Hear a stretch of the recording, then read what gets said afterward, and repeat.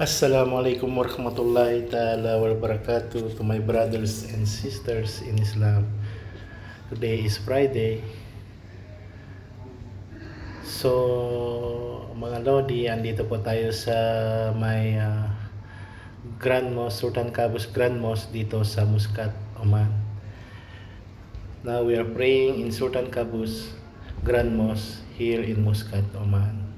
One of the biggest masjid in Muscat, Oman. So mga Lodi, napaaga tayo pumunta dito. So tingnan nyo naman na hindi pa napupuno ang masjid. So inshallah later mapupuno yan at darami pa ang mga tao. So napakaganda talaga ng masjid na to mga Lodi. Napakaluwag talaga, napakalinis. Yes po.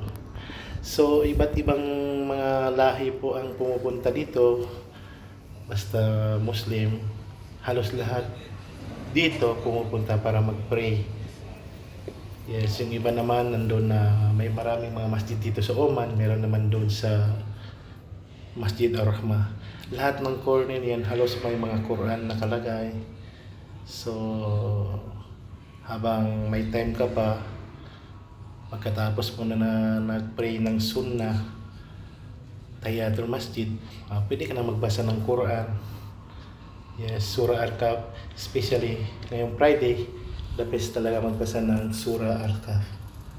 So mga Lodi, unti-unti na po dumadami ang mga tao para magsala dito sa Sultan Qaboos Grand Mosque. Napakalaki ng masjid na to at napakaluwag talaga at napakaganda. So mga Lodi, maya yan mapupuno na yan at halos wala na rin maupuan kung malapit na po ang waktu. Shoutout to my followers, to my subscriber here in YouTube and Facebook. Mega love shoutout to all. So napakalaki ng chandelier na yan mga Lodi at napakaliwanag.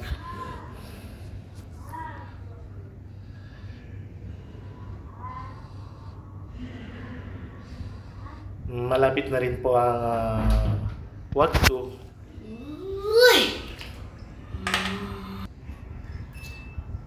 So mga Lodi, papalapit na rin po ang waktu at papalapit na rin mapupuno ang ating masjid, inshallah.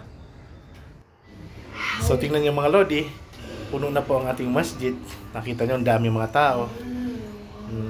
Yung iba papasok pa lang, yung iba paparating pa lang. So mga Lodi, hanggang dito na lang po ang ating vlog. God bless po sa ating lahat. Blessed Friday to everyone. From here, from Muscat, Oman. Bye-bye.